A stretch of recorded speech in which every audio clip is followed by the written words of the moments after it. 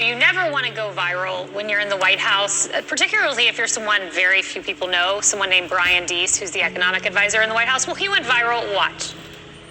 They say that this could be a long war measured in years, and I think everybody understands why this is happening, but is it sustainable? What do you say to those families who say, listen, we can't afford to pay $4.85 a gallon for months, if not years. This is just not sustainable. Well, what you heard from the president today was a clear articulation of the stakes. This is about the future of the liberal world order, and we have to stand firm.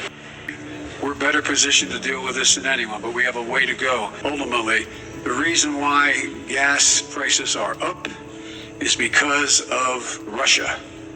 Russia. How long is it fair to expect American drivers and drivers around the world to pay that premium for this war? As long as it takes, so Russia cannot, in fact, defeat Ukraine and move beyond Ukraine. This is a critical position for the world. Your Excellency, are you ready for a new world order? I think, Becky, the main problem is if you think of the technology is 21st century, 22nd century technology. What is happening in AI, what is happening everywhere, really. It appears that increasingly the American people do not approve of what this White House is doing. But these are uncertain times, and when prices are high, people are understandably frustrated. This is a really big deal, but I'm just so tired of hearing you people talking about where is the pride in America. We just had a full month. We just had a full month of pride, you guys. Oh, wait, that wasn't about being an American. That was about sexual orientation. You can do that for a month. You better do that for a month. Your company better send emails on that for a month. But if you talk about patriotism, that's so old school, old fashioned. What a scary, fast trip from America first to America last. We have, and also remind the American people that even as we go through this challenging period, even as we move through this transition, we also have made historic economic progress. Because it's one of the biggest reveals in history, in political history. They're saying, yeah, you know what? The greater good means the greater global good means your suffering doesn't matter. Woke destroys the internal organs of a country. Everybody's fighting each other. Then you have the New World Order, which is the external breakdown. We're fighting a war thousands of miles away, right?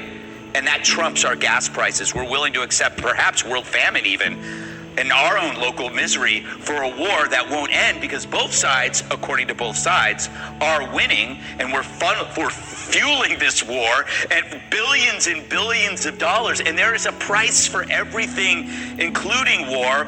My mentor on issues of world order is Henry Kissinger, so I'll try to channel him, and forgive me, Dr. Kissinger. But his answer would be, what do you mean no new world order? We have not had a world order yet. What we've had a Western order that was imposed on the world. And so the first world order in modern times, or somewhat modern times, was 4 centuries ago with the Treaty of Westphalia. If you look at what we're trying to create right now, we're, I would say, at an inflection point in history, as important as the end of World War I, where we got the effort at world order tragically wrong. We ended up with millions of dead, the Holocaust in World War II. After World War II, we got it more right than wrong with the creation of the International Liberal Order and the United Nations. But China grew. China certainly took full advantage of being part of the global system. Russia did not. Russia became more of an outlier. And I think where we are now, and this gets to your question, Becky, of a new world order, is it can go in 2 directions with the war in Ukraine now being a decisive element. World leaders have stepped up their attacks on China and Russia. NATO has, for the first time in its history, labelled China a security threat, and its partnership with Russia an attempt to undermine world order. We've seen a failure of China to condemn any of the Russian aggression that has occurred against Ukraine. Their main concern is that China and Russia are moving too close together and undermining Western values. NATO, for the first time in its history, sees China as a growing threat. The People's Republic of China's malicious, hybrid and cyber operations target allies and harm alliance security, and warns the deepening strategic partnership between the People's Republic of China and the Russian Federation attempts to undercut the rules-based international order. It's a major shift in focus. Tensions between the United States and China are now rising. President Biden declaring on the world stage that the U.S. would defend Taiwan if China were to invade. Hello, China's defense minister has issued a stark warning. Foreign interference in Taiwan is, quote, doomed to fail. China's defense minister, Wei Fenghe, has warned that any attempt to bring about Taiwan's independence will trigger a fight to the end. After a Chinese fighter jet aggressively targeted an Australian surveillance aircraft over the deeply contested South China Sea. A chilling confrontation in the skies over the disputed South China Sea. Accusing Canadian pilots of provocation and warning of dire consequences. China is defiant in the face of criticism over its increasingly aggressive and dangerous tactics targeting Five Eyes planes in international airspace. China's actions are irresponsible and provocative. 1/3 of the world's shipping carrying $6 trillion worth of goods passes through the South China Sea each year, a waterway where Beijing has illegally occupied and militarized a series of small islands. This is a body of water which is deeply connected to Australia because of our trade which goes through there. And this isn't a case of a single pilot hot-dogging. Sources say there have been approximately 60 intercepts since Christmas, and nearly half of those have been dangerous. Over the South China Sea, when it was intercepted by a Chinese J-16 jet fighter, which drew very close alongside and released flares. The warplane then accelerated, cut in front of the RAF jet, and deployed a cloud of aluminium strips known as chaff, some of which entered the Australian plane's engines. China says the island's reunification with the mainland is inevitable. We will resolutely crush any attempt to pursue Taiwanese independence. Let me make this clear. If anyone dares to secede Taiwan from China, we will not hesitate to fight. We will fight at all costs, and we will fight to the end. This is the only choice for China. But today, Biden was clear the U.S. would be involved militarily. It's a step he's been unwilling to take to protect Ukraine against Russia, but something he now says he would do to protect Taiwan against China. Will dislocate the entire region and be another action similar to what happened in Ukraine. And so it's a burden that is even stronger. In the room, Biden's advisors appeared shocked, the White House quickly insisting there is no change in policy while trying not to contradict the president. It's very, very clear that from America's perspective, China is now the biggest competitor on all fronts. And as a result of that, what America is doing now is building alliances across the world. And in 2022, we all know we're living in a vortex of crises, whether it's a pandemic that has killed some 18 million people worldwide, the largest war in Europe since World War II, the challenge to supply lines that has disrupted everything from computer chips to baby food, the highest rate of inflation, in decades, and of course that existential crisis called climate change. So we're living not just in a perfect storm, but kind of in a perfect superstorm. So my 5 headlines. The first is that globalization is unraveling. It is changing the kind of interdependence we have experienced around the world. And just to give you an example, Russian shit makes a difference to Brazil's economy. That Brazil is one of the largest exporters of agricultural products in the world, the largest amount of soybeans. But it depends for fertilizer on manure from Russia.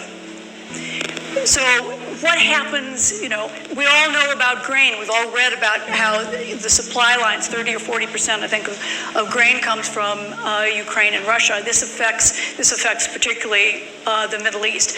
So the kind of fabric, the assumptions we all made about the global interdependence of countries, of continents, has begun to unravel, and we're beginning to see what I call a kind of regionalization and rule-less system of smuggling and trade to try to accommodate. Globalization was never properly ruled. We kind of evolved with its own steam, who made what connections, what was profitable, and now we're finding the consequences. I think globalization is still, the trend of the 21st century, but we're going to have to go about it with more rules, more of a sense of what the order really is. And the problem is that those countries that are in the middle of democracy or autocracy, kind of stuck in the middle, are tilting ever more toward autocracies.